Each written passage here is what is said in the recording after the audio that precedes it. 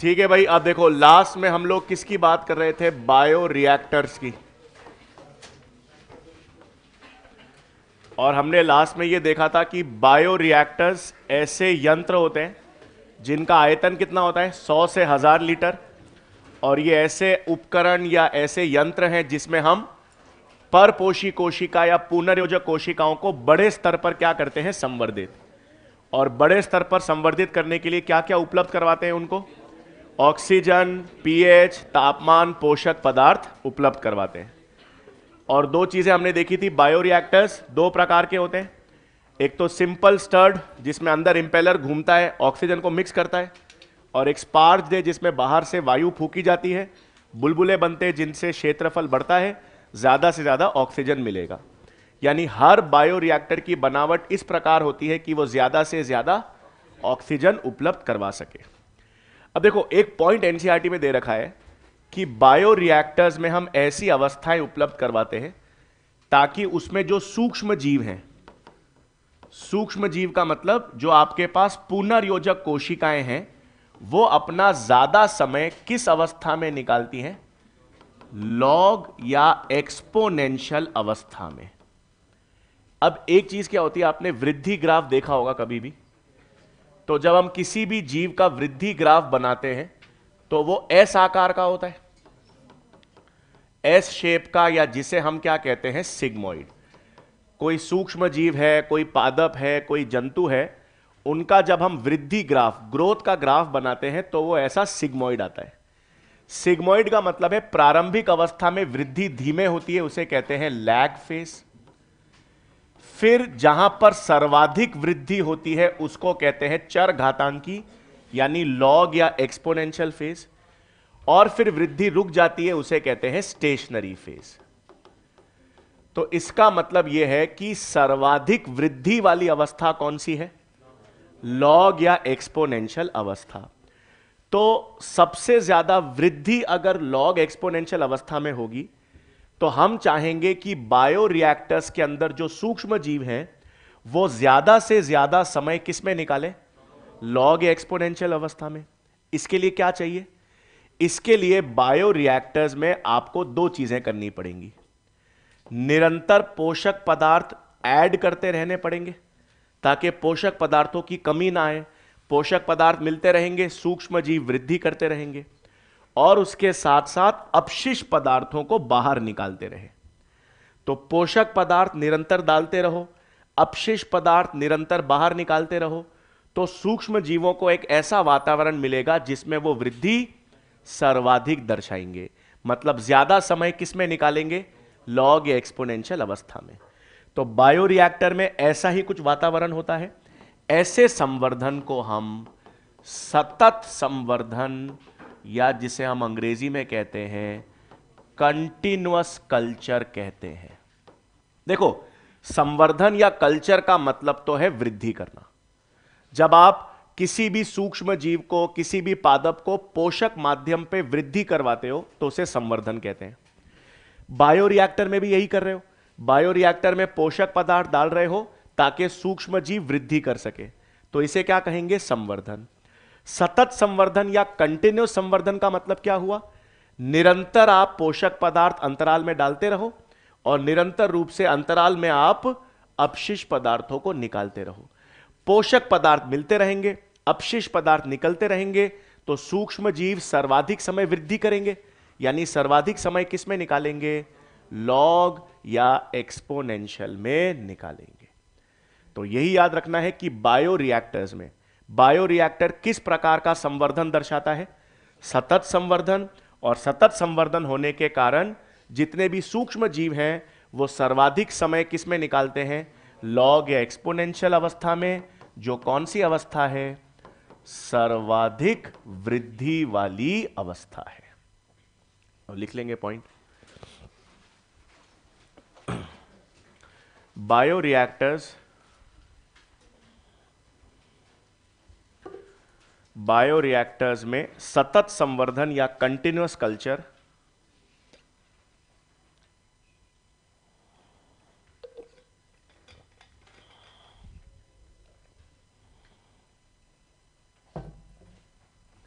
Bioreactors में सतत संवर्धन या कंटिन्यूअस कल्चर के द्वारा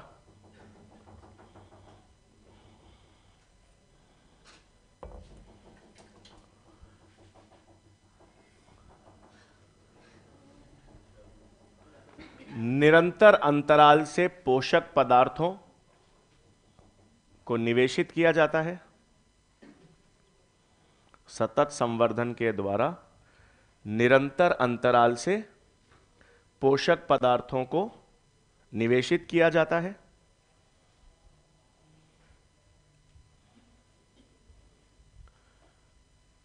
और नियमित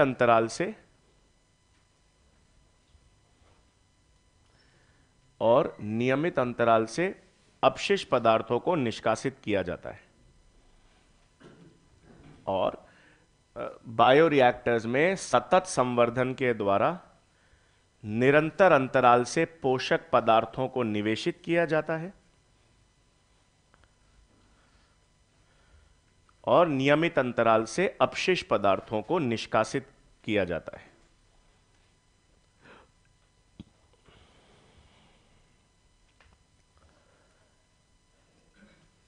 इस कारण सूक्ष्म जीव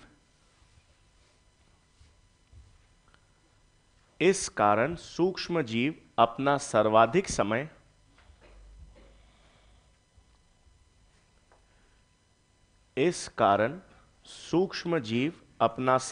समय लॉग या एक्सपोनेंशियल अवस्था में दर्शाते हैं। इस कारण सूक्ष्म जीव अपना सर्वाधिक समय लॉग या एक्सपोनेंशियल अवस्था, मतलब ब्रैकेट में सर्वाधिक वृद्धि वाली अवस्था। इस कारण सूक्ष्म जीव अपना सर्वाधिक समय लॉग या एक्सपोनेंशियल अवस्था, मतलब ब्रैकेट में सर्वाधिक वृद्धि वाली अवस्था में दर्शाते हैं।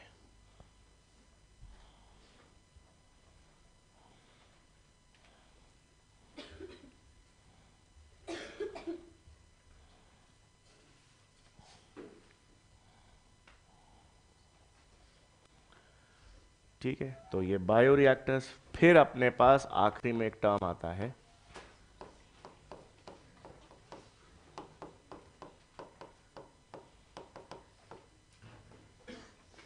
डाउनस्ट्रीम प्रोसेसिंग, जिसे कहते हैं अनुप्रवाह संसाधन।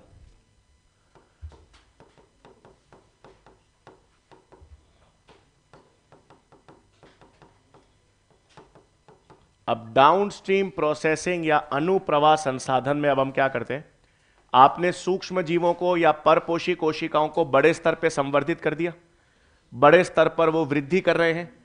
अब उनसे क्या करोगे, अपना पुनर्योजक प्रोटीन निकालोगे। तो अब क्या करोगे, जब आप पुनर्योजक प्रोटीन का सबसे पहले तो क्या करोगे, पृथक्करण, मतलब सूक्ष्म जीव कोशिकाओं से या परपोषी कोशिकाओं से या पुनर्योजक कोशिकाओं से पुनर्योजक प्रोटीन का पृथक्करण करोगे। पृथक्करण करने के बाद उसका क्या करोगे, शुद्धिकरण, क्योंकि और भी सारे प्रोटीन होंगे, उससे प्यूरिफाई शुद्धिकरण करोगे। फिर उसमें कोई रूपांतरण करना है तो रूपांतरण करोगे। फिर उसको क्लिनिकली टेस्ट करोगे, परीक्षण करोगे कि वो काम कर रहा है या नहीं, और परीक्षण करने के बाद उसका व्यावसायिक रूप से यूज करोगे। तो क्या क्या पद हैं, पुनर्योजक प्रोटीन का पृथक्करण किया, उसका शुद्धिकरण किया, उसमें रूपांतरण करने की आवश्यकता है तो रूपांतरण किया, परीक्षण किया कि वो सही काम कर रहा है या नहीं, और उसका व्यावसायिक अनुप्रयोग किया। ये सभी के सभी पद किस में शामिल होते हैं, डाउनस्ट्रीम प्रोसेसिंग में। तो लिख लेंगे, पुनर्योजक प्रोटीन, पुनर्योजक प्रोटीन के पृथक्करण, पुनर्योजक प्रोटीन के पृथक्करण, कॉमा शुद्धिकरण, पृथक्करण, शुद्धिकरण, कॉमा संरक्षण, पृथक्करण, शुद्धिकरण, संरक्षण, रूपांतरण,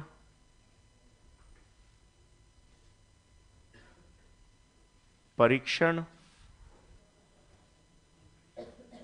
एवं व्यावसायिक अनुप्रयोग। पुनर्योजक प्रोटीन के पृथक्करण, शुद्धिकरण, संरक्षण, रूपांतरण, परीक्षण व व्यावसायिक अनुप्रयोग संबंधित सभी पद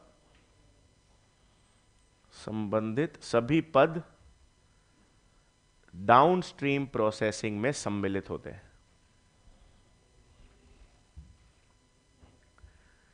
संबंधित सभी पद डाउनस्ट्रीम प्रोसेसिंग में सम्मिलित होते हैं।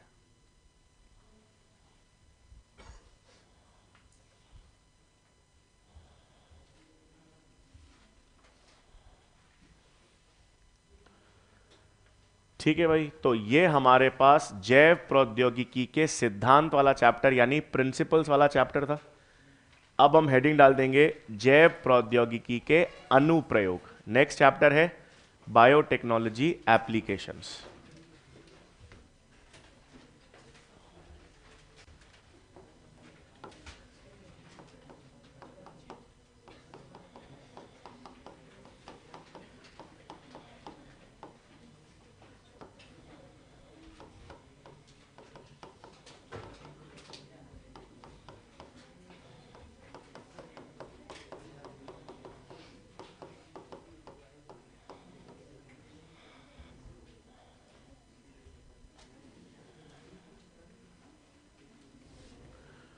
ठीक है, तो अब हम बात करेंगे यहां पे जैव प्रौद्योगिकी के सिद्धांत तो हमने देख लिए। अब अनुप्रयोग, इस सिद्धांत को हम कहां कहां इस्तेमाल कर सकते हैं। अब देखो, अनुप्रयोग में सबसे पहले एक टर्म आता है जिसे हम कहते हैं जीएमओ। जीएमओ का फुल फॉर्म तो आपके पास क्या हो गया? जेनेटिकली मॉडिफाइड ऑर्गेनिजम्स, या जिसे हम कहते हैं आनुवांशिक रूप से रूपांतरित जीव। अब देखो, जीएमओ का सिंपल सा मतलब है, अगर कोई भी ऐसा जीव है जिसके डीएनए के साथ आपने छेड़छाड़ की है, ठीक है, आपने उसके डीएनए को परिवर्तित कर दिया, उसके डीएनए में कोई नया डीएनए जोड़ दिया, उसके डीएनए में कोई उत्परिवर्तन ले आए, उसके डीएनए में काट छाट कर दी, तो ऐसा कोई भी जीव जिसके डीएनए के साथ आपने छेड़छाड़ की है उसे क्या कहते हैं? जीएमओ। नया डीएनए उसमें डाला, कोई पुराना डीएनए हटा दिया, डीएनए में उत्परिवर्तन या रूपांतरण कर दिया, काट कर जोड़ दिया, ऐसा कोई भी जीव जिसके डीएनए के साथ परिवर्तन किया गया है उसे हम क्या कहते हैं? जीएमओ। अब जीएमओ के अंदर एक और प्रकार के जीव आते हैं जिसे हम कहते हैं ट्रांसजेनिक जीव या ट्रांसजेनिक ऑर्गेनिजम्स। अब इसका मतलब क्या है? देखो, कोई भी बाह्य जीन होती है उसे क्या कहते हैं? ट्रांसजीन। कोई भी फॉरेन जीन है, कोई भी बाह्य जीन है, उसे क्या कहेंगे? ट्रांसजीन। और वो ट्रांसजीन जिस जीव में निवेशित की जाती है उसे क्या कहते हैं? ट्रांसजेनिक जीव। उदाहरण के तौर पे मैंने चूहे से एक जीन निकाली और चूहे से एक जीन निकालकर घोड़े में डाली, तो घोड़ा क्या बन गया? चूहा? नहीं, ट्रांसजेनिक घोड़ा। ठीक है ना? आपने चूहे से जीन निकाल ली तो वो जीन क्या हो गई? ट्रांसजीन। और वो जीन आपने घोड़े में डाल दी तो घोड़ा क्या बन गया? ट्रांसजेनिक घोड़ा। कोई भी बाह्य जीन है उसे क्या कहेंगे? ट्रांसजीन। और वो बाह्य जीन जिस भी जीव में निवेशित की गई है उसे क्या कहेंगे? ट्रांसजेनिक जीव। तो ट्रांसजेनिक जीव किसका उदाहरण हुआ? जीएमओ का, क्योंकि उसमें कोई बाहर की जीन निवेशित की गई है। तो लिखेंगे पहले जीएमओ, जेनेटिकली मॉडिफाइड ऑर्गेनिजम्स या आनुवांशिक रूपांतरित जीव।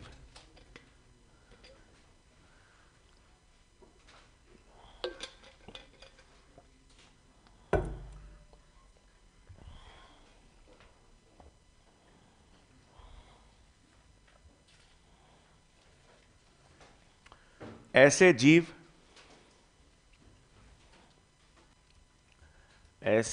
या ऑर्गेनिजम्स जिनके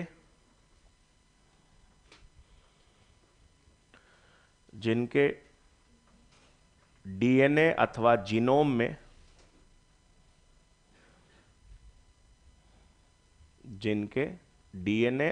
जीनोम में परिवर्तन अथवा रूपांतरण किया गया हो,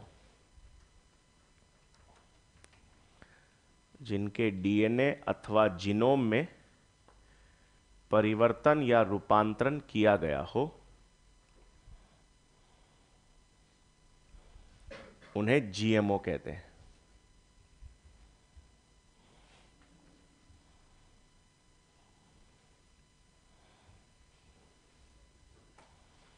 जिनके डीएनए या जीनोम में परिवर्तन या रूपांतरण किया गया हो। फिर इसमें आ जाएगा नेक्स्ट ट्रांसजेनिक ऑर्गेनिजम्स या ट्रांसजेनिक जीव।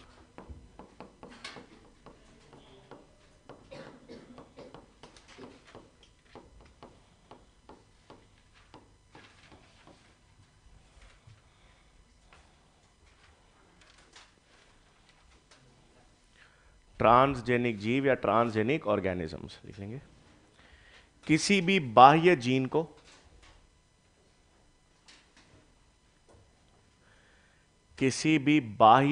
को ट्रांसजीन कहा जाता है।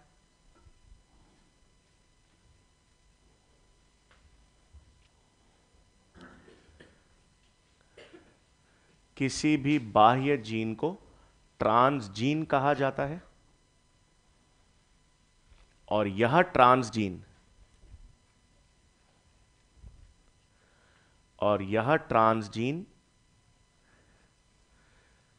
जिन जीवों में निवेशित की जाती है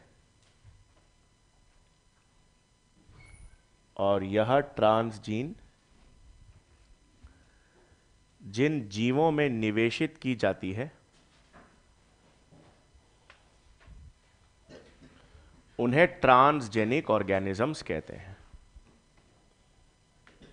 और यह ट्रांसजीन जिन इतना खुला खुला कैसे लिख रहे हो आज?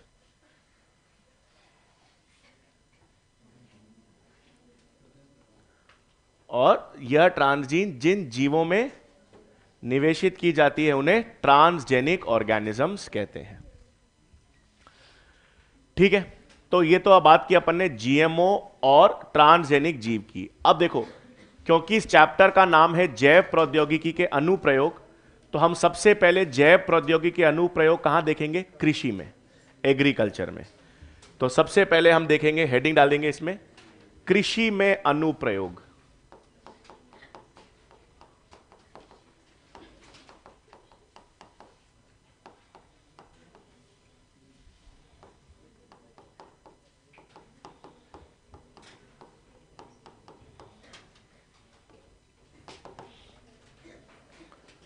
तो सबसे पहले हम लोग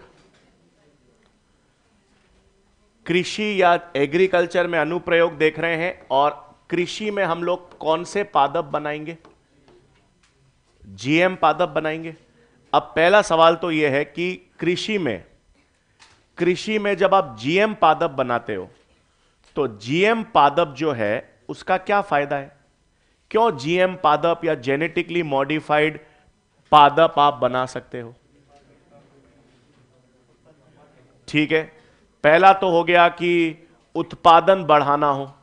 उत्पादन का मतलब है अगर आपको पोषक तत्व बढ़ाने हो, जैसे गोल्डन राइस बनाए गए, गोल्डन राइस या सुनहरे चावल में विटामिन ए की गुणवत्ता बढ़ा दी गई है, बिल्कुल सही।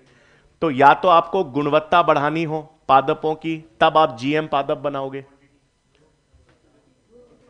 रोग प्रतिरोधकता, आप चाहते हो कि कीट हैं या पीड़क हैं उनके विरुद्ध या उनके प्रतिरोधक पादप बनाने हो। इसका मतलब अभी आप क्या करते हैं? अभी कीट या पीड़क से बचने के लिए आप रासायनिक कीटनाशक का इस्तेमाल करते हो। तो कीटनाशक तो उसके कारण प्रदूषण भी होता है, उसके कारण मानव के स्वास्थ्य को भी हानि पहुंचती है। तो आप चाहते हो कि यार हम ऐसे जीएम पादप बनाएं जो स्वयं ही क्या हो? कीट प्रतिरोधक हो। तो रासायनिक कीटनाशक की आवश्यकता नहीं पड़ेगी। तीसरा है अजैविक तनाव अगर है, मान लो पादप जिस मृदा में वृद्धि कर रहा है उसमें पानी नहीं है, लवण ज्यादा है, सूखा है, तो ऐसे पादप उनको सहनशील कर सकें, ऐसे पादप विकसित करोगे। तीसरा, आप चाहोगे ऐसे पादप विकसित किए जाएं जो मृदा से बेहतर रूप से पोषण का अवशोषण कर सकें। तो फिर क्या चाहते हो, आप चाहते हो कि जनरली क्या होता है, पादपों में नुकसान कब होता है, जब फसल कट रही होती है तो उसमें बहुत सारे कीड़े या सड़ जाते हैं, वो पक जल्दी जाते हैं, उसे कहते हैं पोस्ट हार्वेस्ट लॉसेस। तो फल पकने या कोई भी पादप पकने के बाद उसके उसमें नुकसान या हानि कम से कम हो, इसलिए भी आप क्या बनाते हैं, जीएम पादपों का निर्माण किया जाता है। तो ये सब किसके फायदे हैं, जीएम पादपों के लिए। ठीक है, तो लिखेंगे जीएम पादपों के लाभ।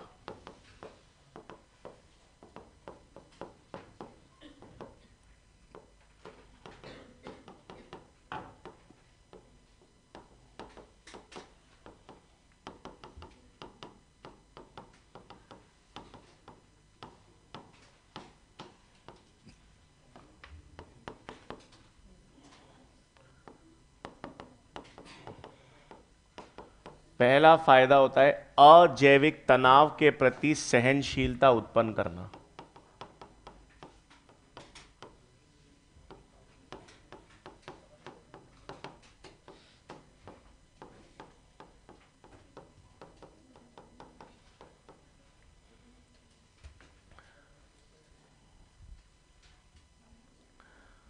ठीक है, तो पहला जीएम पादपों का लाभ होता है कि हम उनको अजैविक तनाव, जैसे लवणता अगर है, सूखा है, उसके प्रति सहनशील बना सकें पादपों को।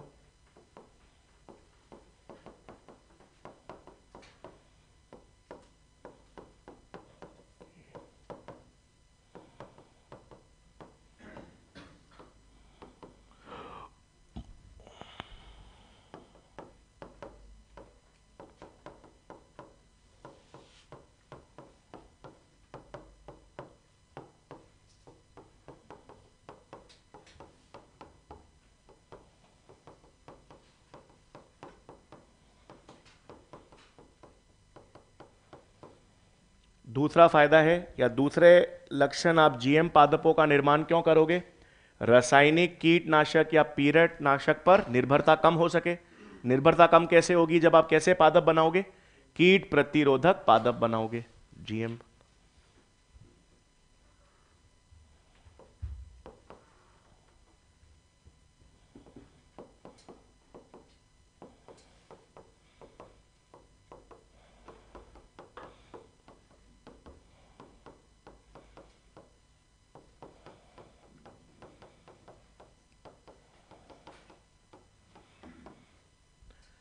तीसरा, पोषक तत्व की मात्रा में वृद्धि करने के लिए।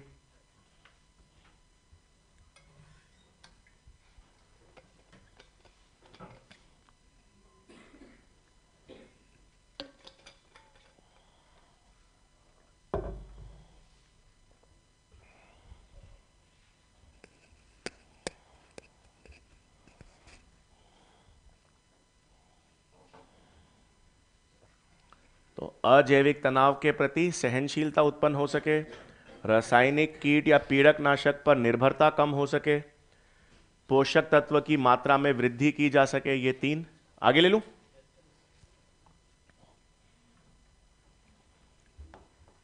फिर मृदा से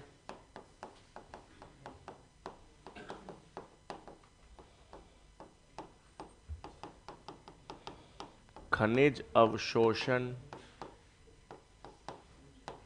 की कुशलता बढ़ाने हेतु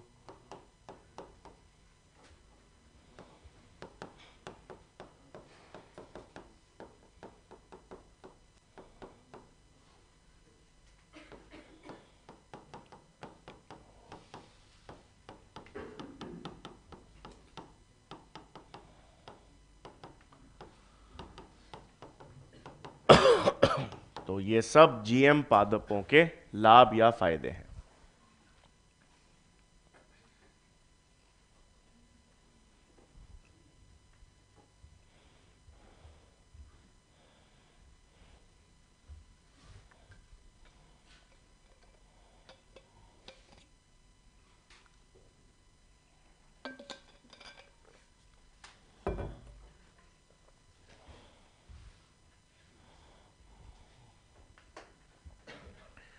ठीक है, तो हम लोग सबसे पहले अनुप्रयोग कृषि में देख रहे हैं, और कृषि में अनुप्रयोग हम कैसे कर सकते हैं? जीएम पादप के निर्माण द्वारा।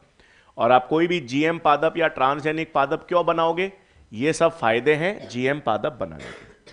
अब हम कौन कौन से जीएम पादप पढ़ेंगे वो ध्यान रखेंगे। ये लिख लिया? तो अब हमारे पास आ जाते हैं जीएम या ट्रांसजेनिक पादप। 6 पढ़ेंगे अपन।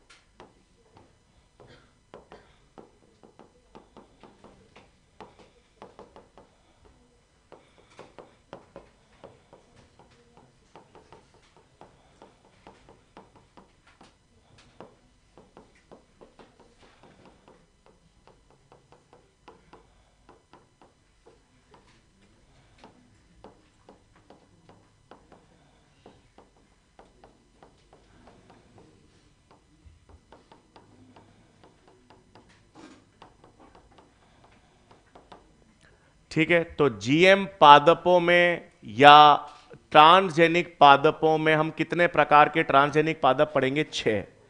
तंबाकू पादप, BT cotton, golden rice, brassica napus, Flavr Savr टमाटर और पीड़क प्रतिरोधक तंबाकू पादप। अब एक एक करके सबसे पहले हम बात करें, सबसे पहला ट्रांसजेनिक पादप जो बनाया गया था वो कौन सा था? तंबाकू पादप। सवाल आ जाए, सबसे पहला ट्रांसजेनिक पादप कौन सा था? तंबाकू पादप।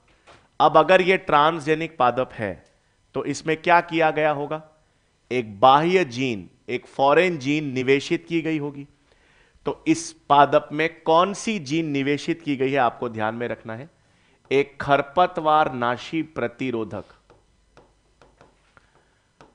खरपतवार नाशी प्रतिरोधक जीन निवेशित की गई है, जिसे हम अंग्रेजी में कहते हैं हर्बिसाइड रेजिस्टेंट जीन। और कौन सी हर्बिसाइड रेजिस्टेंट जीन? उसका नाम है ग्लायोफॉसेट प्रतिरोधक जीन निवेशित की गई है। तो पहली चीज आपको ध्यान में रखनी है, पहला ट्रांसजेनिक पादप कौन सा है? टबैको प्लांट है। पहला ट्रांसजेनिक पादप तंबाकू है, इसमें कौन सी जीन निवेशित की गई है? खरपतवार नाशी प्रतिरोधक। कौन से खरपतवार?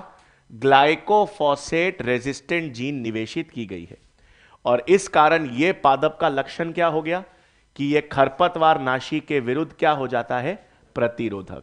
मतलब यह पादप कैसा हो गया?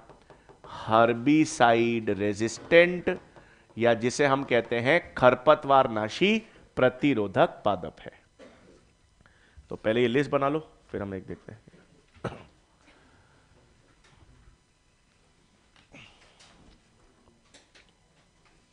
घड़ी कहां गई आपके बॉटल की? टूटेगी? इतनी इतनी सी कल ही आप इतनी बड़ी बॉटल में आपने वो रखी हुई थी तो।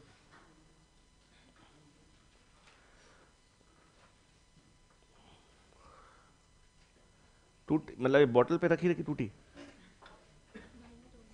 भाई ने तोड़ दी तब? ओ,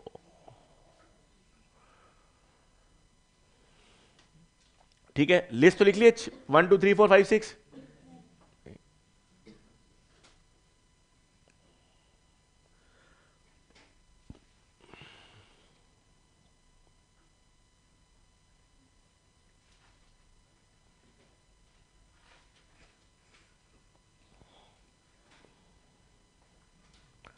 पहला लिखेंगे तंबाकू पादप या टबैको प्लांट।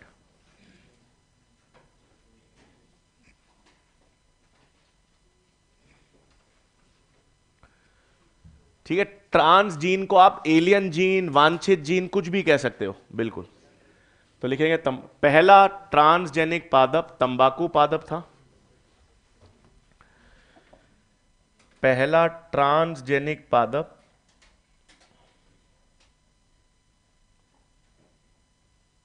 तंबाकू पादप था।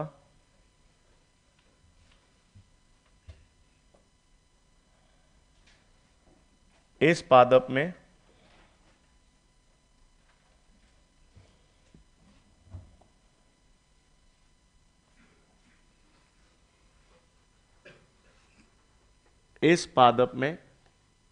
खरपतवार नाशी प्रतिरोधक जीन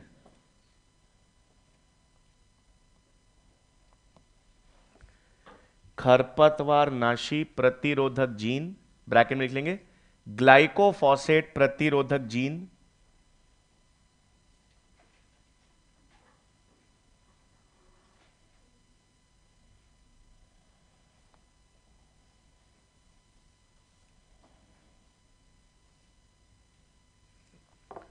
खरपतवार नाशी प्रतिरोधक जीन मतलब ग्लाइकोफॉसेट प्रतिरोधक जीन निवेशित की गई है।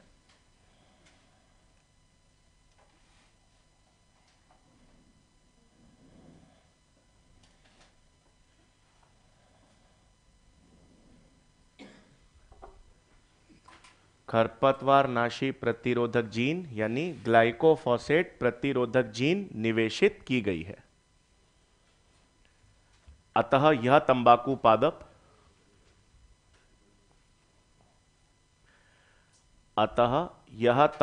पादप खरपतवार नाशी प्रतिरोधक पादप है।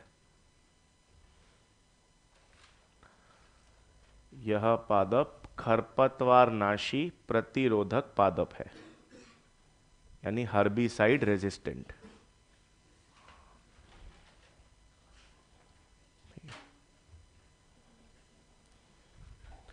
तो पहला ट्रांसजेनिक पादप तंबाकू पादप हो गया। तंबाकू पादप में कौन सी जीन डाली गई है?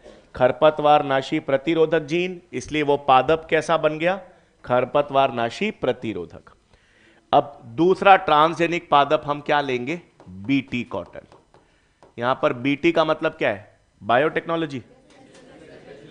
हाँ, यहां पर बीटी का मतलब एक जीवाणु से है जिसे कहते हैं बैसिलस थुरिंजिएंसिस। तो पहली चीज तो आपको ध्यान में रखनी है, आसान है। बीटी कॉटन में बीटी का मतलब है जीवाणु का नाम है। कौन से जीवाणु का नाम है? Bacillus thuringiensis. अब ये जो जीवाणु है, ये जीवाणु कीटों को नुकसान पहुंचाता है। कौन कौन से कीटों के गण को नुकसान पहुंचाता है?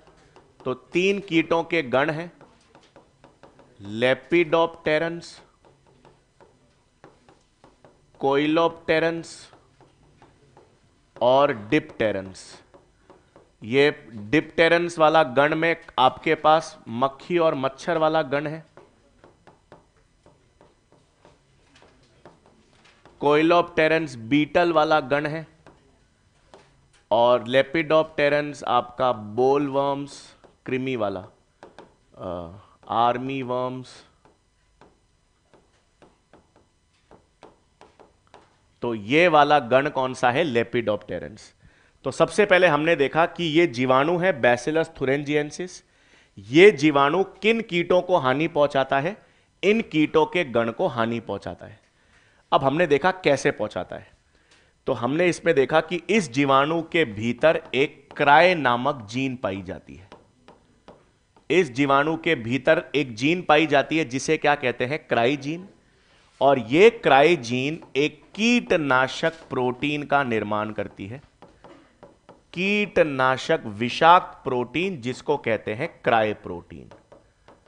ठीक है, जीन में सी छोटा होगा, प्रोटीन में सी बड़ा हो जाता है, बस ये फर्क है। तो बैसिलस थुरिंजिएंसिस एक जीवाणु है। इस जीवाणु के भीतर एक क्राई जीन पाई जाती है। यह क्राई जीन एक कीटनाशक विषाक्त क्राय प्रोटीन बनाती है। यह प्रोटीन जीवाणु को हानि नहीं पहुंचाता। क्यों नहीं पहुंचाता? क्योंकि जीवाणु के अंदर यह निष्क्रिय प्रोटॉक्सिन के रूप में होता है। तो जीवाणु के भीतर तो यह निष्क्रिय रहता है, इसलिए जीवाणु को हानि नहीं पहुंचाता। अब जैसे ही यह जीवाणु या यह कीटनाशक प्रोटीन कीटों में पहुंचता है, और कीटों में कहां पहुंचता है? मध्य आंत में। तो जैसे ही यह कीटों के मध्य आंत्र यानी मिड गट में पहुंचता है, वहां पर उसको कैसा पीएच मिलता है? क्षारीय पीएच। और क्षारीय पीएच पर यह विषाक्त प्रोटीन सक्रिय हो जाता है।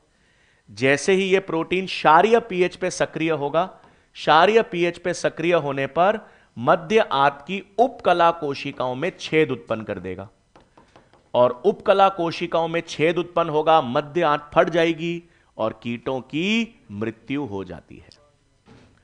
तो क्या देखा, जीवाणु में कौन सी जीन है, क्राइजीन। क्राइजीन ने क्या बनाया, कीटनाशक विषाक्त प्रोटीन, जीवाणु को हानि नहीं पहुंचाता क्योंकि निष्क्रिय प्रोटॉक्सिन रूप में है।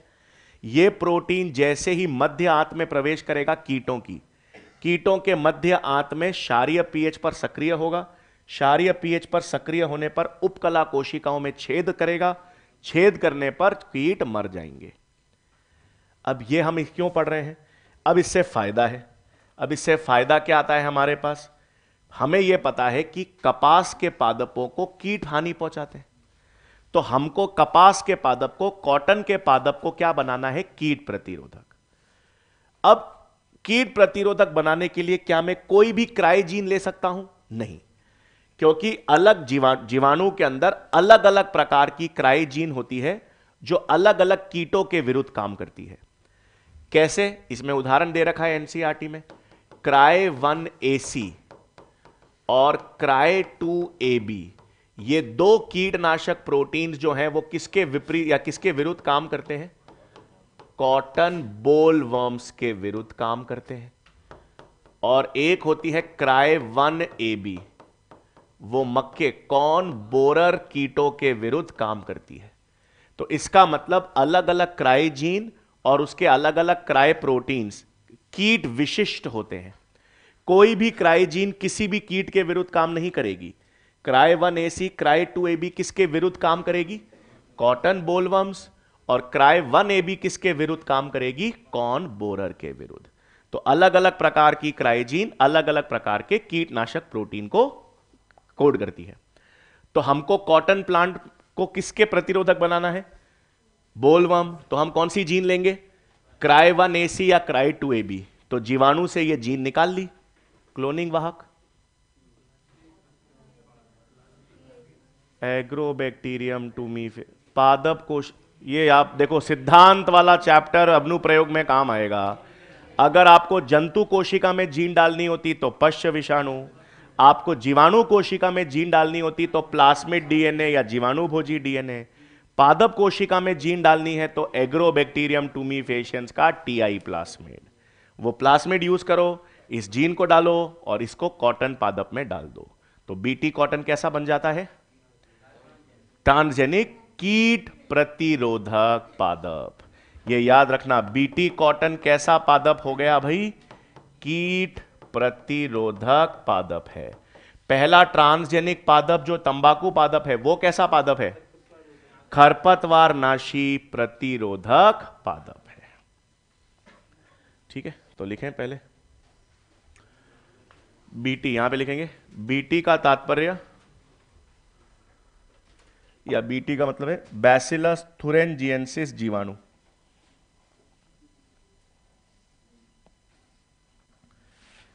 बैसिलस थुरेंजिएंसिस जीवाणु।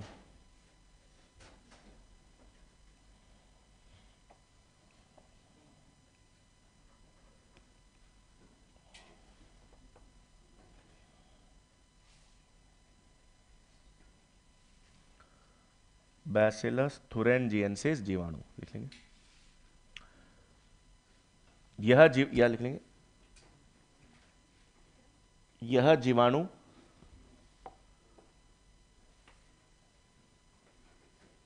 तीन प्रमुख कीटों के गण को हानि पहुंचाता है। यह जीवाणु तीन प्रमुख कीटों के गण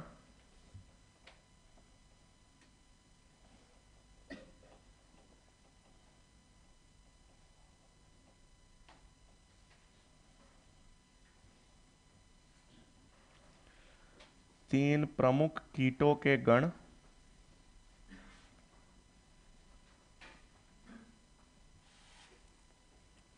को हानि पहुंचाता है।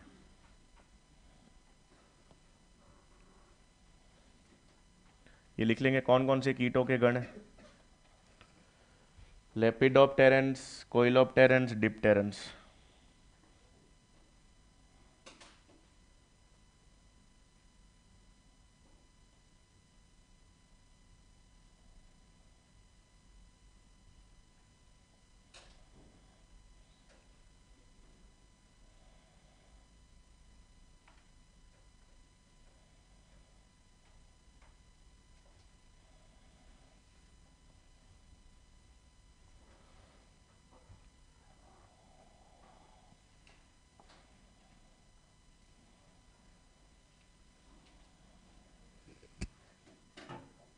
Lepidopterans, coleopterans, dipterans. लेपिडोप्टेरेंस में बोल, कृमि, आर्मी वर्म्स ये सब है। कोइलोप्टेरेंस में बीटल, डिप्टेरेंस में मच्छर व मक्खियां।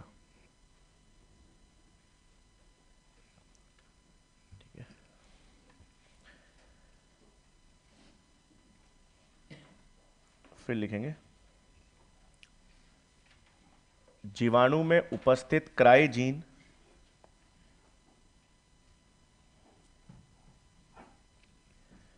जीवाणु में उपस्थित क्राइजीन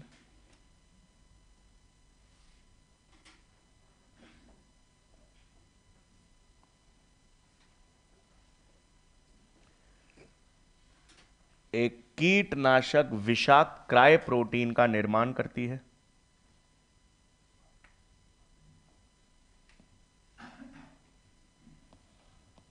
एक कीटनाशक विषाक्त क्राय प्रोटीन का निर्माण करती है।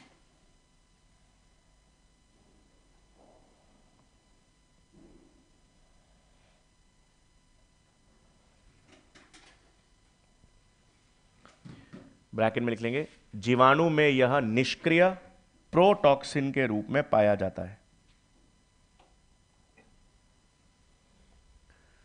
जीवाणु के भीतर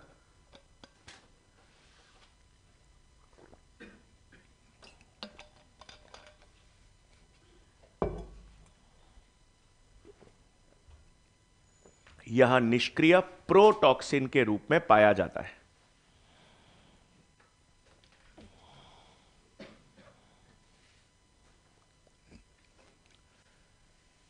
फिर नेक्स्ट पॉइंट, कीटों में प्रवेश करने पर,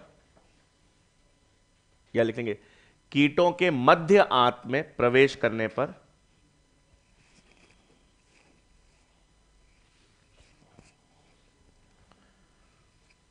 कीटों के मध्य आंत में प्रवेश करने पर क्षारीय पीएच पर कीटों के मध्य आंत में प्रवेश करने पर क्षारीय पीएच पर यह प्रोटीन सक्रिय होता है। क्षारीय पीएच पर यह प्रोटीन सक्रिय होता है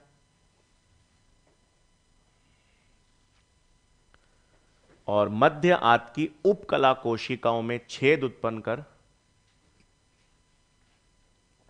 और मध्य आंत की उपकला कोशिकाओं में छेद उत्पन्न कर कीटों को मार देता है।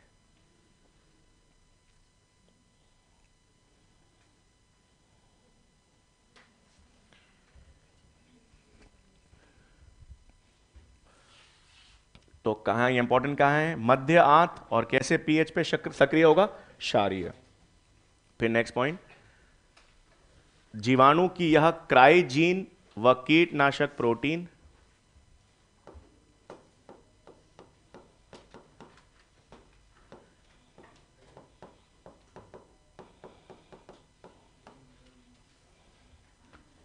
जीवाणु की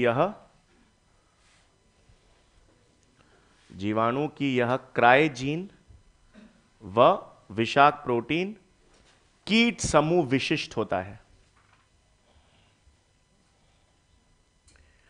कीट समूह विशिष्ट होता है, यह होता है।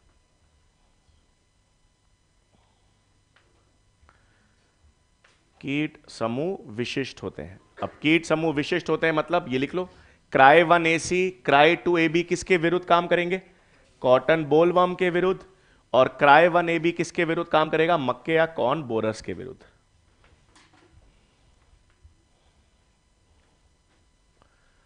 Cry 1AC, cry 2AB cotton bollworm के विरुद्ध,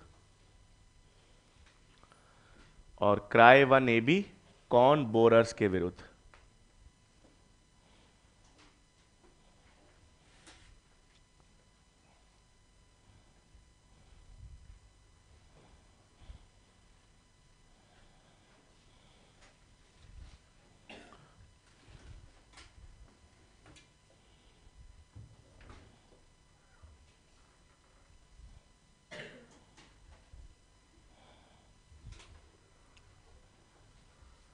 ठीक है, फिर लिख लेंगे जीवाणु से विशिष्ट क्राई जीन को पृथक कर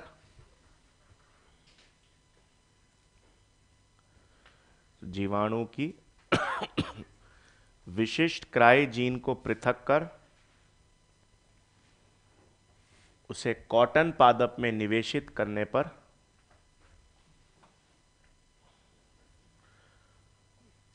उसे कॉटन पादप में निवेशित करने पर जीवाणु से विशिष्ट क्राई जीन को पृथक कर कॉटन पादप में निवेशित करने पर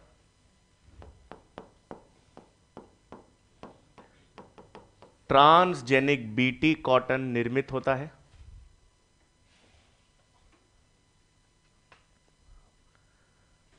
ट्रांसजेनिक बीटी कॉटन निर्मित होता है जो कीट प्रतिरोधक या जो कीट प्रतिरोधकता दर्शाता है।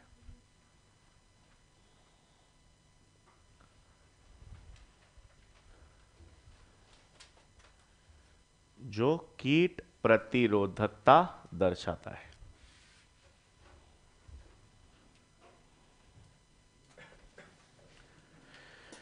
ठीक है भाई, तो ये हमारे पास कौन सा पादप हो गया? BT cotton. फिर नेक्स्ट हमारे पास आता है गोल्डन राइस, सुनहरे चावल।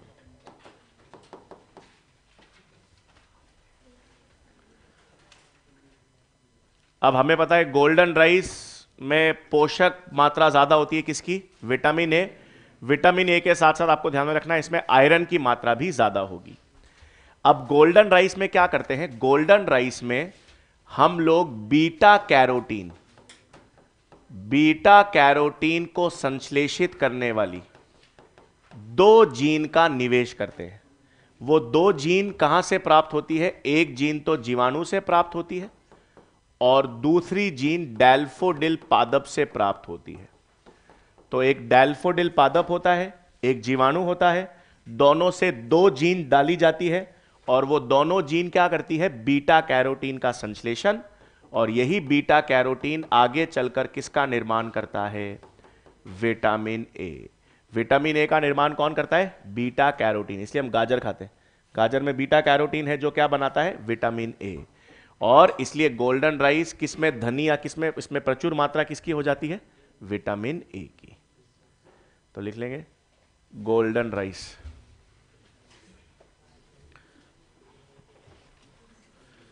इसलिए इस पादप में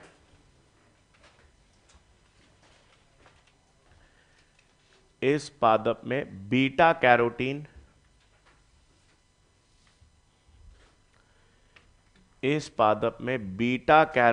के संश्लेषण हेतु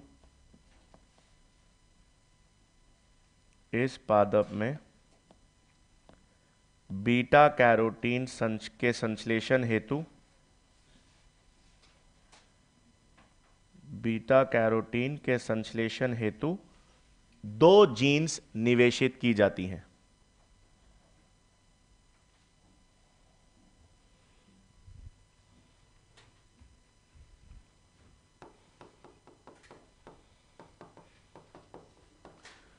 बीटा कैरोटीन के संश्लेषण हेतु 2 जीन्स निवेशित की जाती हैं। ब्रैकेट में लिख लेंगे जीवाणु व डैल्फोडिल पादप से प्राप्त। जीन्स कैसे प्राप्त होगी? जीवाणु व डैल्फोडिल पादप से प्राप्त।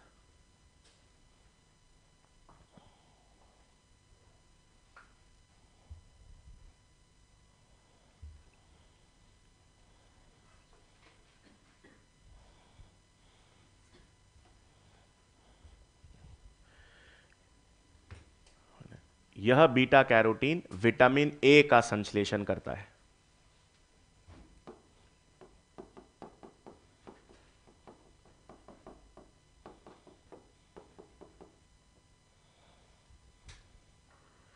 यह बीटा कैरोटीन विटामिन ए का संश्लेषण करता है। अतः गोल्डन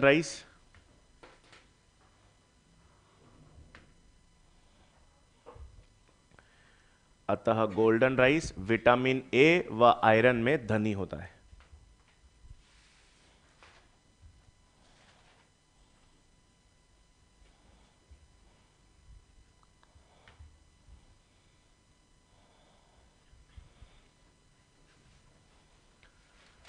ठीक है, तो गोल्डन राइस में किसकी मात्रा ज़्यादा हो गई? विटामिन ए और आयरन की मात्रा ज़्यादा हो गई। फिर हमारे पास नेक्स्ट ट्रांसजेनिक पादप आता है ब्रैसिका नेपस।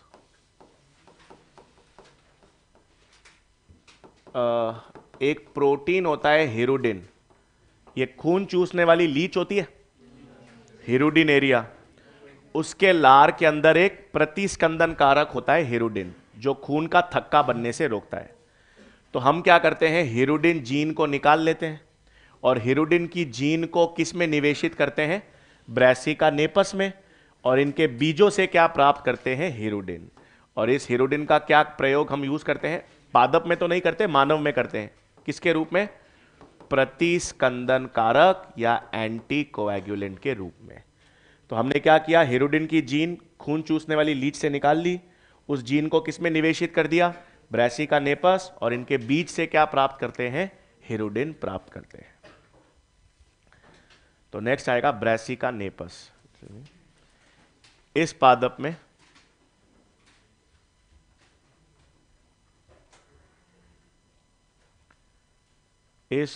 में हिरुडिन की जीन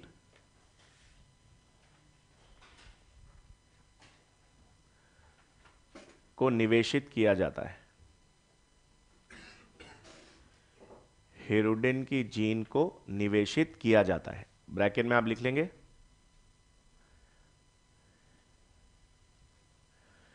हिरुडिन एक प्राकृतिक प्रतिस्कंदन कारक होता है।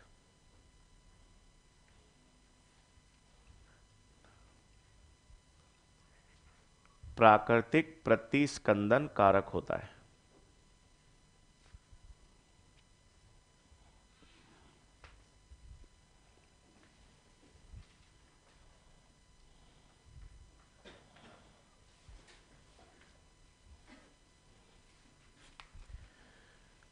और लिखेंगे इस पादप के बीजों से हिरुडिन प्राप्त किया जाता है।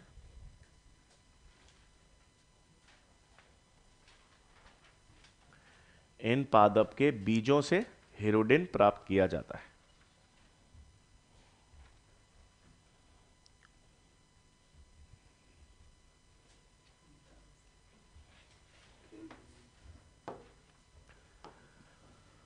ठीक है, अब हमारे पास दो ट्रांसजेनिक पादप बच गए हैं, एक तो फ्लेवर सेवर टमाटर,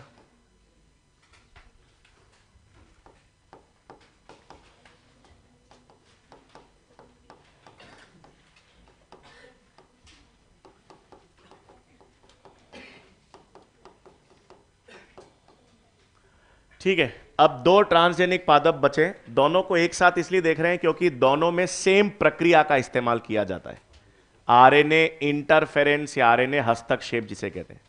अब एक एक करके, सबसे पहले अपन यहां पर बात करेंगे फ्लेवर सेवर टमाटर। अब देखो फ्लेवर सेवर टमाटर क्या है? ये ऐसा टमाटर या ऐसा ट्रांसजेनिक पादप है जिसमें हम फल पकने में देरी लेकर आते हैं। देखो किसी भी पादप में अगर आप फल पकने को देरी करोगे या फल पकने में देरी लाओगे तो उससे फायदा क्या है? वो ज्यादा समय तक ताजा रहेगा और उसमें सड़ने की क्षमता या सड़ने की प्रायिकता कम हो जाएगी। नॉर्मली क्या होता है, जैसे कोई फल हो गए या फ्रूट्स या सब्जियां हैं, वो एक राज्य से दूसरे राज्य में आती हैं, तो बहुत बार हड़तालों के कारण या समय की कमी के कारण क्या होता है, रास्ते में ही खराब हो जाती है, सड़ जाती है। तो आप चाहते हो कि यार मैं किसी भी सब्जी या फल को लंबे समय तक ताज़ा रखूं, उसका जीवन काल या शेल्फ लाइफ बढ़ा सकूं, तो उसमें क्या करूंगा? उसके पकने में देरी ले आऊंगा। जितना देरी से पकेगा उतना ज़्यादा समय तक ताज़ा रहेगा। यही प्रक्रिया हम किस में यूज़ करते हैं? फ्लेवर सेवर टमाटर में। तो आपने देखा होगा जब भी फल कच्चा होता है तो वो हार्ड होता है, और जब वो पकने लग जाता है वो कोमल या सॉफ्ट हो जाता है। तो देखो फल पकने में वैसे तो बहुत सारी एंजाइम्स काम करती हैं, पेक्टिनेजेस भी होती हैं, सेल्यूलेजेस भी होती हैं, लेकिन प्रमुख एंजाइम जो फल पकने में यूज होती है वो होती है पॉलीगैलेक्टोरूनेस। ये एक प्रमुख एंजाइम है जो फल को या फल पकने में काम करती है। कैसे? क्योंकि ये एंजाइम मध्य पट्टिका को घोलती है, और मध्य पट्टिका आपको ध्यान होगा मिडिल लैमेला होती है, जो सीमेंट की परत होती है जो कोशिकाओं को जोड़ के रखती है। तो मध्य पट्टिका को घोलने वाली एंजाइम है पॉलीगैलेक्टोरुनेस। बाकी तो प्राथमिक भित्ति और बाकी सबको फैलने में तो पेक्टिनेसेस काम करती है, लेकिन मुख्य एंजाइम कौन सी होती है? पॉलीगैलेक्टोरुनेस। ये एंजाइम बनती है, ये एंजाइम मध्य पट्टिका को घोलती है और आपके पास क्या हो जाती है? Fruit ripening. तो अगर आपको फल पकने में देरी लानी है, आप फल को कच्चा यानी ज्यादा समय तक ताजा रखना चाहते हो, तो अगर मैं इस एंजाइम को बनने से रोक दूं, ये एंजाइम नहीं बनेगी तो मध्य पट्टिका नहीं घुलेगी, मध्य पट्टिका नहीं घुलेगी तो ज्यादा समय तक फल ताजा रहेगा। तो फ्लेवर सेवर टमाटर में हम यही करते हैं। ये एंजाइम है तो इसको कोड करने वाली क्या होगी? जीन। भाई पॉलीगैलेक्टोरुनेस एक एंजाइम या प्रोटीन है तो इसके लिए क्या होगी? जीन। अगर मैं इसकी जीन को निष्क्रिय कर दूं, मतलब इस जीन की अभिव्यक्ति रोक दूं, इस जीन से जो एंजाइम बन रही है उसको बनने से रोक दूं, तो ये एंजाइम नहीं बनेगी। एंजाइम नहीं बनेगी तो फल ज्यादा समय तक ताजा रहेगा। तो इस जीन को निष्क्रिय करने की प्रक्रिया जो हम यहां पर यूज करेंगे उसे क्या कहते हैं? RNA interference. और ऐसा सेम का सेम कॉन्सेप्ट हम कहां यूज करते हैं? पीड़क प्रतिरोधक तंबाकू पादप में। कैसे? हमें पता है तंबाकू पादप है, एक पीड़क होता है जिसका नाम है मिलेडोगाइन इनकॉग्नेशा। ये एक पीड़क है, और पीड़क मतलब ये नेमेटोड है। नेमेटोड का मतलब ये गोल कृमि है, एस्के हेलमिंथस वाले फाइलम में आता है। तो ये जो पीड़क है, ये पीड़क तंबाकू पादप की जड़ों को संक्रमित करता है, और तंबाकू पादप की जड़ों को संक्रमित करता है जिससे तंबाकू पादप को हानि पहुंचती है। तो हम क्या चाहते हैं? हम तंबाकू पादप को इस पीड़क के लिए क्या बनाना चाहते हैं? प्रतिरोधक। तो पहले समझते हैं कि ये पीड़क काम कैसे करता है। अब क्या होगा? पीड़क के अंदर डीएनए या जीन होगी। पीड़क की जीन से क्या बनाएगी? एमआरएनए। और एमआरएनए से पीड़क में क्या बनेगा? एक प्रोटीन। और ये प्रोटीन जो है वो तंबाकू पादप की जड़ों को क्या करेगा? संक्रमित। यही होता है। ये जो पीड़क है, ये पीड़क जड़ों को कैसे संक्रमित कर रहा है? ये पीड़क की जीन एमआरएनए बनाती है, अनुलेखन, और प्रोटीन संश्लेषण से प्रोटीन बनाएगी, और वो प्रोटीन इनकी जड़ों को संक्रमित करेगा। अब अगर मैं इस जीन को निष्क्रिय कर दूं, मैं पीड़क का जो जीन है उससे प्रोटीन ना बनने दूं, तो अब वो प्रोटीन ही नहीं बनेगा तो जड़ें संक्रमित होंगी नहीं, और तंबाकू पादप क्या बन जाएगा? पीड़क प्रतिरोधक। यहां पर भी हम किसकी जीन को निष्क्रिय कर रहे हैं? पॉलीगैलेक्टोरुनेस की। यहां पर भी हम किसकी जीन को निष्क्रिय कर रहे हैं? जो विषाक्त प्रोटीन बना रहा है उसकी जीन को निष्क्रिय कर रहे हैं। दोनों के अंदर हम जीन को निष्क्रिय करते हैं, और जीन को निष्क्रिय हम किस स्तर पर करेंगे? आरएनए के स्तर पर। जीन को निष्क्रिय किस स्तर पर करेंगे? आरएनए के स्तर पर। इसीलिए इसको आरएनए इंटरफेरेंस या एंटीसेंस तकनीक कहते हैं। तो दोनों में आरएनए इंटरफेरेंस के द्वारा, इस पादप में, टमाटर में तो हम क्या करते हैं? राइपनिंग को डिले कर देते हैं, और यहां पर आरएनए इंटरफेरेंस के द्वारा तंबाकू पादप को पीड़क प्रतिरोधक बना देते हैं। अब ये आरएनए इंटरफेरेंस क्या है वो तो हम आगे देखेंगे, लेकिन इन दोनों में तकनीक कौन सी इस्तेमाल होगी? RNA interference. इसमें कौन सी जीन को निष्क्रिय करना है? पॉलीगैलेक्टोरुनेस एंजाइम बनाने वाली जीन को निष्क्रिय करना है। यहां पर कौन सी जीन को निष्क्रिय करना है? जो विषाक्त प्रोटीन जड़ों को संक्रमित करता है उसको निष्क्रिय करना है। ठीक है, तो लिखेंगे हम पहले फ्लेवर सेवर टमाटर।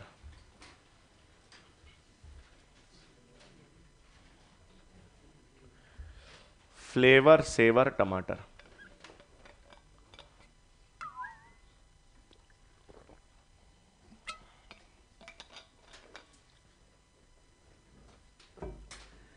इस पादप में फ्रूट राइपनिंग या फल पकने में देरी लाकर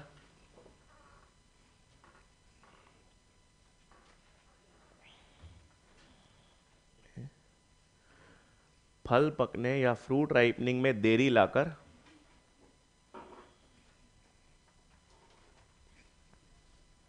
उसके जीवन काल को बढ़ाया जाता है।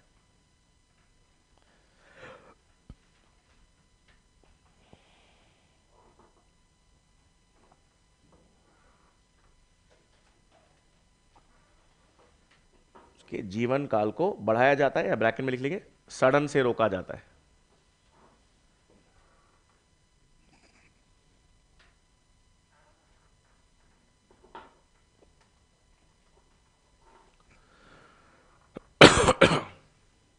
इसमें लिख लेंगे फल पकने के दौरान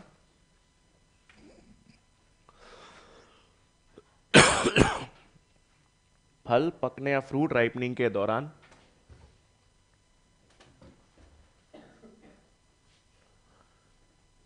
मध्य पट्टिका को घोलने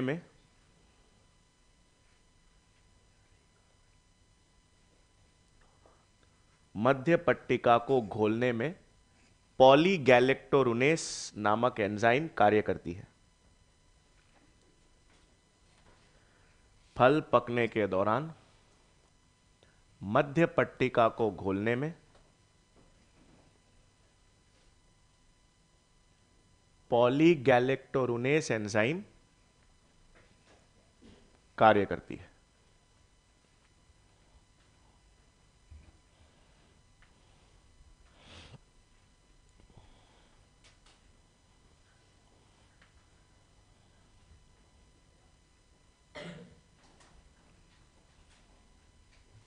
नेक्स्ट पॉइंट, आरएनए इंटरफेरेंस तकनीक के द्वारा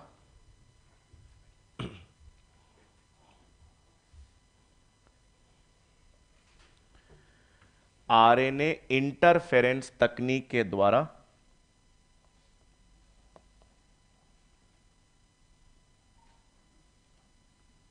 पॉलीगैलेक्टोरुनेस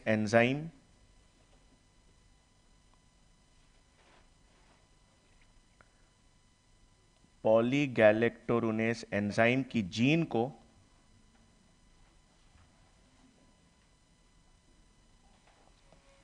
आरएनए के स्तर पर निष्क्रिय किया जाता है।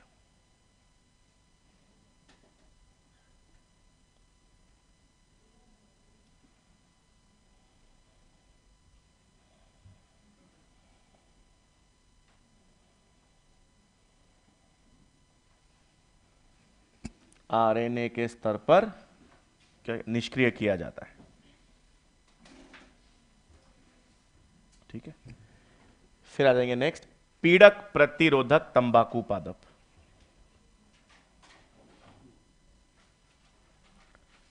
पीड़क प्रतिरोधक तंबाकू पादप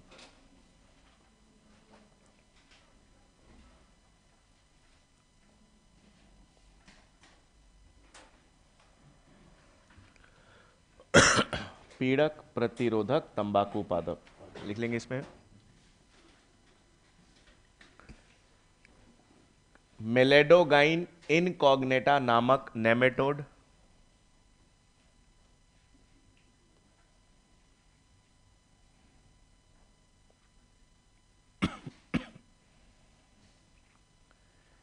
मेलेडोगाइन इनकॉग्नेटा नामक नेमेटोड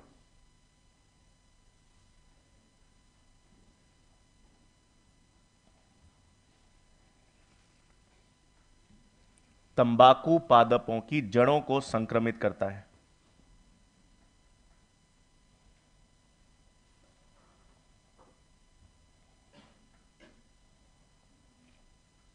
तंबाकू पादप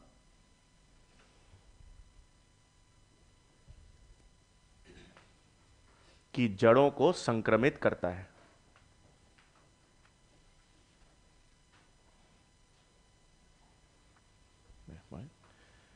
इसमें आरएनए इंटरफेरेंस तकनीक के द्वारा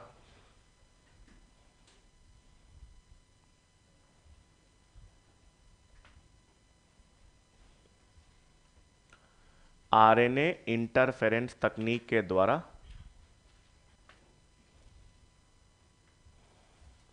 तंबाकू पादप को पीड़क प्रतिरोधक बनाया जाता है।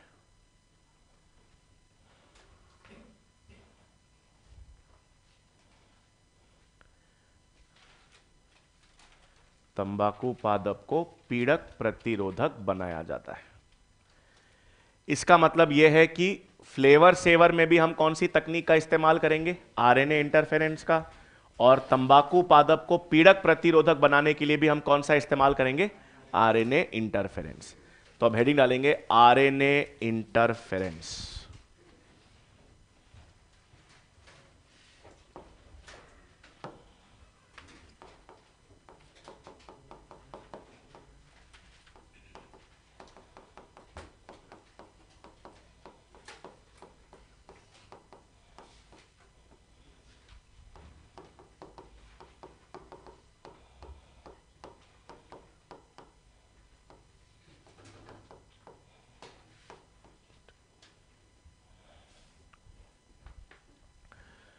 तो आरएनए इंटरफेरेंस, या जिसे हम क्या कहते हैं, एंटीसेंस टेक्नोलॉजी। अब देखो, हमको इतना तो समझ आ गई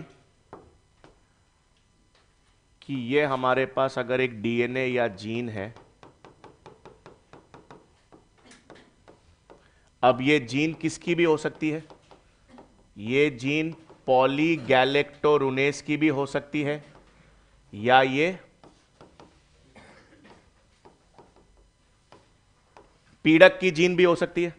अगर मैं तंबाकू पादप की बात करूं तो ये पीड़क मेलेडोगाइन इनकॉग्नेशा की जीन है, और अगर मैं फ्लेवर सेवर की बात करूं तो ये कौन सी जीन है? पॉलीगैलेक्टोरुनेस की। इस जीन के अनुलेखन से आपके पास क्या बनता है? एमआरएनए।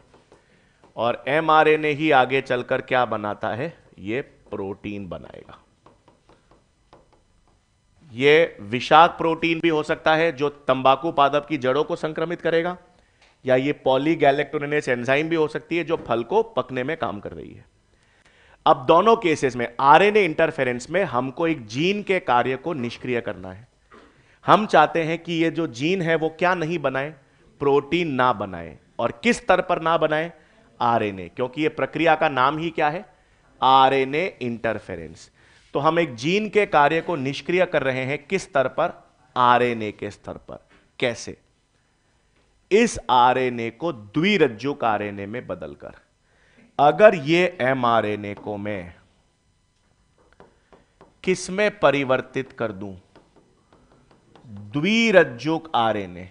तो हमने आणविक जैविकी में पढ़ा था, अगर द्विरज्जुक आरएनए बनता है तो वो राइबोसोम से जुड़ नहीं पाता और प्रोटीन नहीं बना पाएगा। तो अगर मैं इस एमआरएनए को द्विरज्जुक आरएनए में बदल दूं तो आपके पास किसका निर्माण नहीं होगा?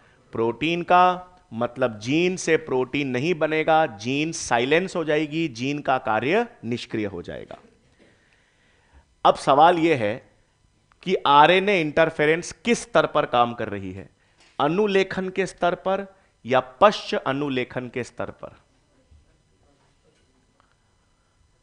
अनुलेखन के स्तर पर या पश्च अनुलेखन के स्तर पर?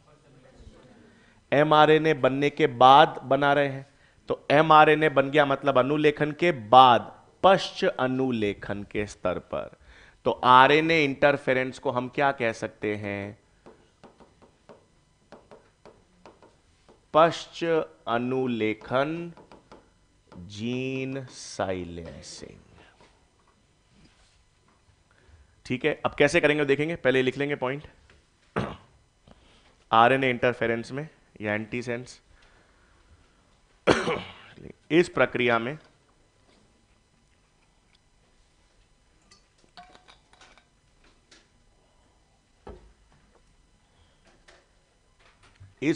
में एक द्विरज्जुक आरएनए के निर्माण द्वारा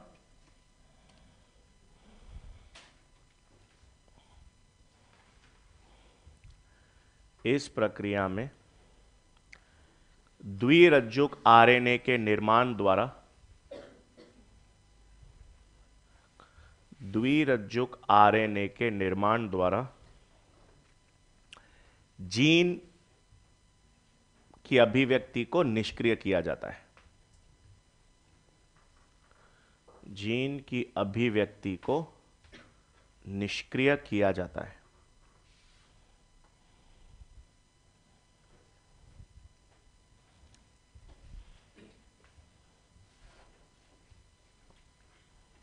मतलब ब्रैकेट में लिख लेंगे पश्च अनुलेखन जीन निष्क्रियण।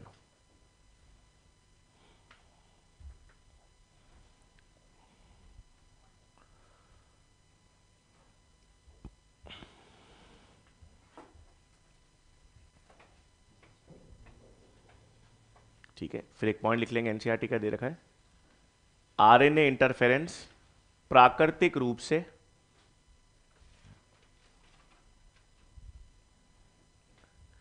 आरएनए इंटरफेरेंस प्राकृतिक रूप से यूकैरियोट्स में कोशिकीय सुरक्षा में दिखी जाती है। आरएनए इंटरफेरेंस प्राकृतिक रूप से यूकैरियोट्स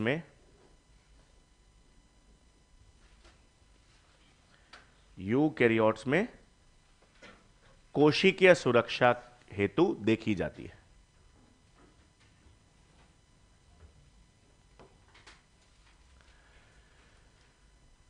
तो हमें इतना तो मालूम चल गया कि आरएनए इंटरफेरेंस में हमको जीन के कार्य को निष्क्रिय करना है।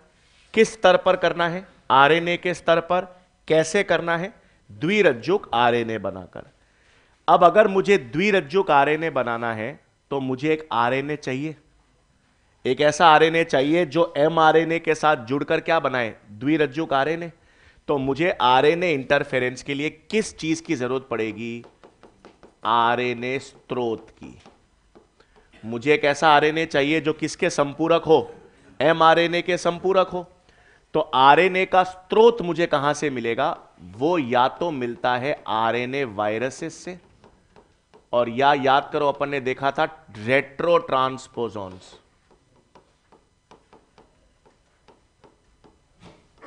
पढ़ा था अपन ने जंपिंग जीन्स, रेट्रो ट्रांसपोजॉन्स।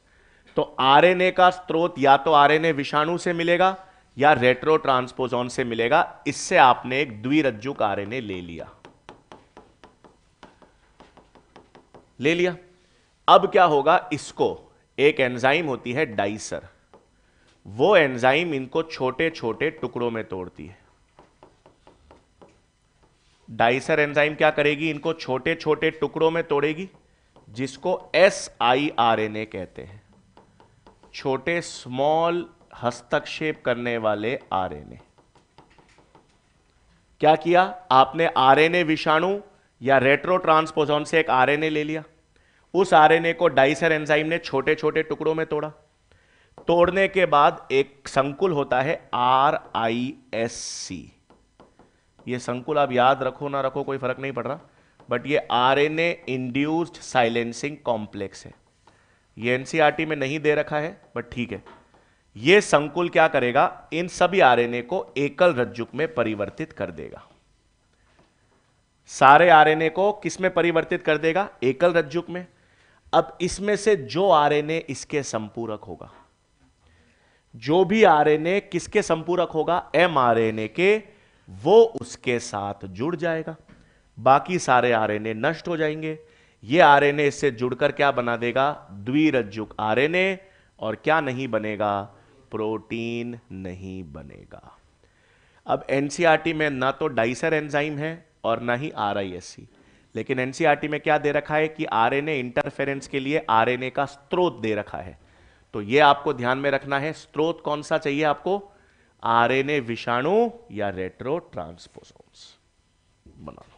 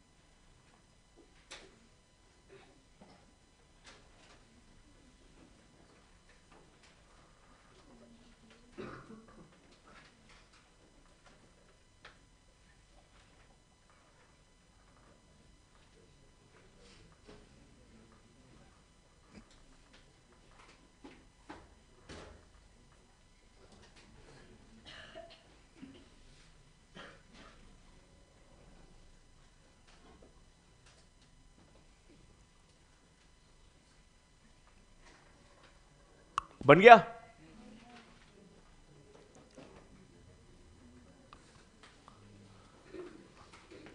दिखाओ तो आपके आरएनए हस्तक्षेप।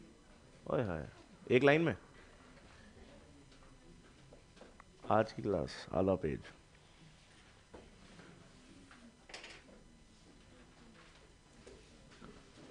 ये आप लेंस भी रखा करो साथ में, दिख रहा है? बाकी लोगों के लिए, हमारे जैसों के लिए।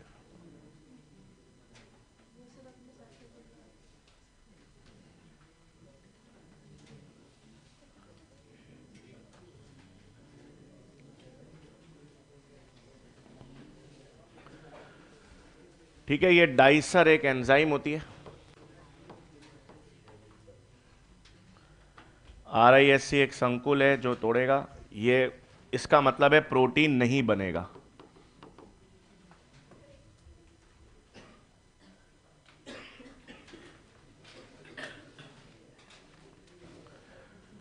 देखो याद रखना, अपन ने वो ओपेरॉन जो पढ़ा था प्रचालेक, वैसे तो ओपेरॉन प्रोकैरियोट्स में होते हैं, कुछ यीस्ट में, मतलब यीस्ट या कुछ यूकैरियोट्स में देखे जाते हैं। लेकिन एनसीईआरटी के हिसाब से और नीट में सवाल आएगा तो सिर्फ आंसर क्या करना है, प्रोकैरियोट्स। कुछ यीस्ट के अंदर भी ओपेरॉन देखे जाते हैं, लेकिन एनसीईआरटी में ओपेरॉन का सिद्धांत प्रोकैरियोट्स या जीवाणु में दे रखा है, तो नीट में आपको ओपेरॉन क्या ध्यान में रखना है, प्रोकैरियोट्स का लक्षण है। ठीक है, ठीक है भाई, आरएनए इंटरफेरेंस फिर बाकी नेक्स्ट वीक कंप्लीट करेंगे। अगले हफ्ते हम जैव प्रौद्योगिकी पूरा कर लेंगे।